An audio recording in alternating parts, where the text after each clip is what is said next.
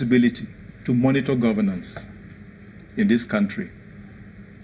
And anybody who tries to circumvent that responsibility by introducing obnoxious laws, which the National Assembly, for instance, wants to do through this legislation, is really working against the progress of this country. And I want to believe that Nigerians, it is too late in the day for Nigerians to begin to allow such a legislation to come on board.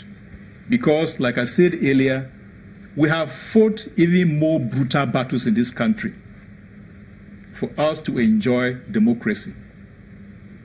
The military situation we had in the late 1990s brought about a situation whereby Nigerians yearn for freedom. I want to believe that freedom has now come with the democratic dispensation we are in now. You recall that decree number 4, which was promulgated by the military, is what is being reintroduced now with this legislation.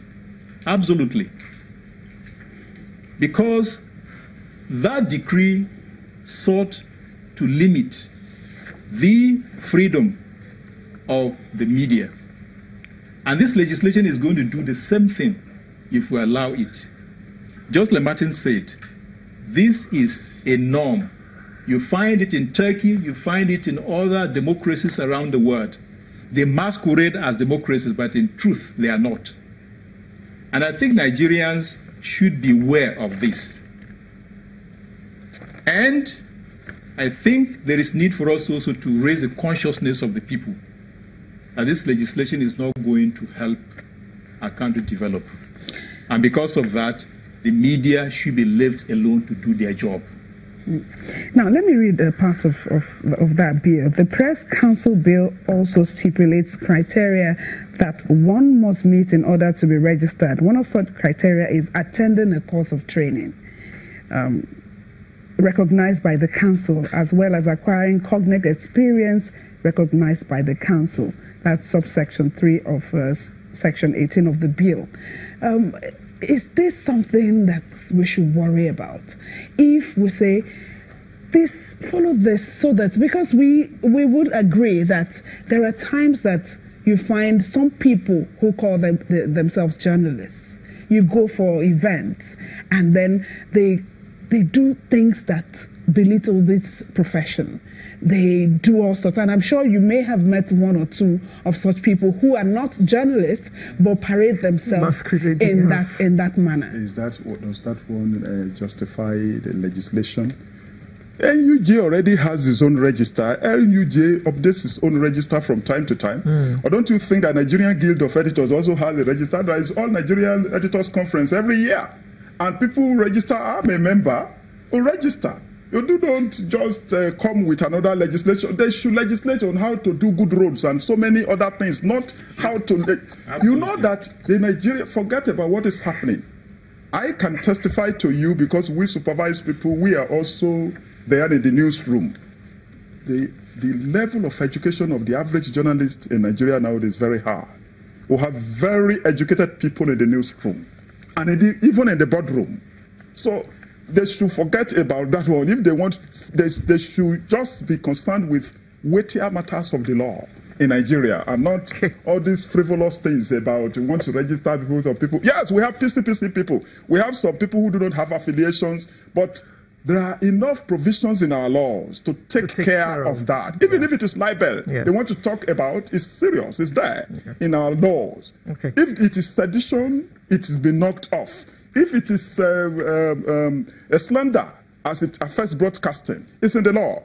People should go and charge people who do not behave well. If you want to charge people with idleness, fine, it is up to you. All these things are in various laws of the land. So you don't need another legislation. If you want to get a press council, get a press council that will be acceptable to all the stakeholders. And not the one that government will say, we want to appoint executive secretary, we want to appoint this one that will do the registration. They have nothing to do with the media. Let the media people regulate themselves. There are ethics committees all over, with NUJ, with NGE, Newspapers Proprietors Association of Nigeria. You say you want to regulate that. That is not what we need now. Okay. There are so many serious matters, not registration. So where do you think, from what place do you think this bill is now coming from? If we have all of you this? see what he mentioned earlier, what Prof mentioned earlier. You see there is consistency in the way the executive and the legislature have some convergence. Even though you can see it is the same press that is helping members of the legislature that are being oppressed by other arms of government. If the press were not there, they would have been suppressed long ago. But at the same time, look at the way they are showing gratitude to the press by doing this. But you know, the system is very good. It's not a military rule. In a democracy, even for you to get a bill to become law, you have to do first reading, second reading, and then public hearing stage where they called in the stakeholders. This is what we want to do. Sure. Do you agree? So that is the beauty and the majesty of democracy, that you cannot just do anything anyhow. And now the stakeholders have said no, they can't go forward. Okay.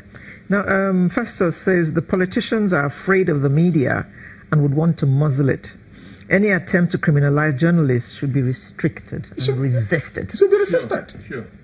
Absolutely. That is it. There is no only people who do not know what they are doing will want to say, okay, this thing that government is doing, these press people deserve it. People will just talk for lack of knowledge of how the system should work.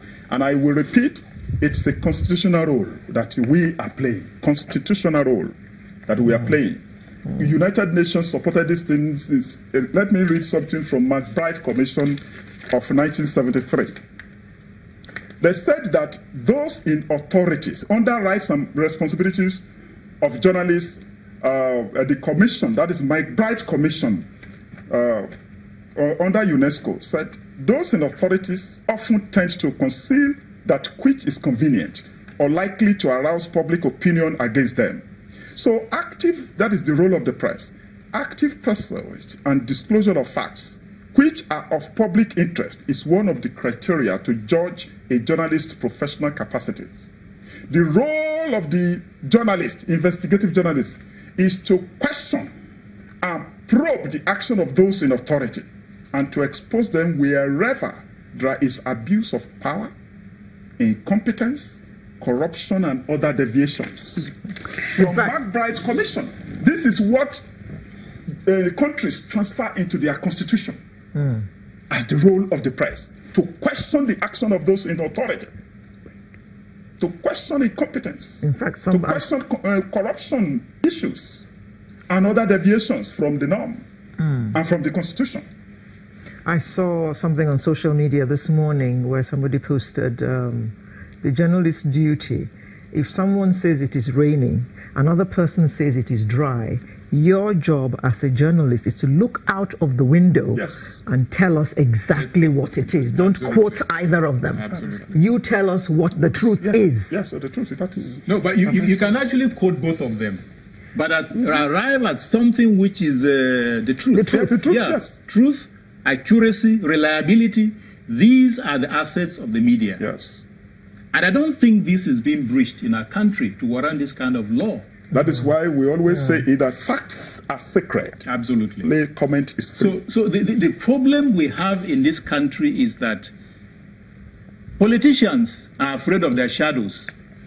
And they know for sure that the only persons who can really reveal some of these atrocities are journalists. Okay, let's take a quick break. When we come back, we'll talk more about this and, of course, talk about the alternative facts that, we're talking about in the U.S. Just stay with us. Sure.